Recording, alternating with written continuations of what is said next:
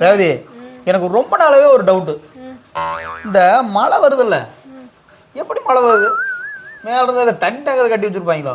10,000 litre 20 litre டேங்காக இருக்குமா? கேட்டது குத்தமா?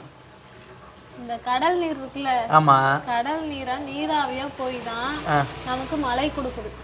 சரி, கடல் நீர் நீராவியா போனா அங்க தேக்கி வைக்கிறதுக்கு ஏதாவது குளங்கு தலை வலிக்குதுடா, தலை வலிக்குதே வேணும், இல்லைன்னா ஒரு டேங்குங்கிறத தேக்கி வைக்கலாம் மேல. இந்த மரங்கள்லாம் இருக்குல்ல, ஆமா, இந்த மரங்கள்லாம் வளர்க்கறனால இந்த மரங்கள் மூலியமா அந்த குளிர் காற்று மரங்கள்ல இருந்து வருது.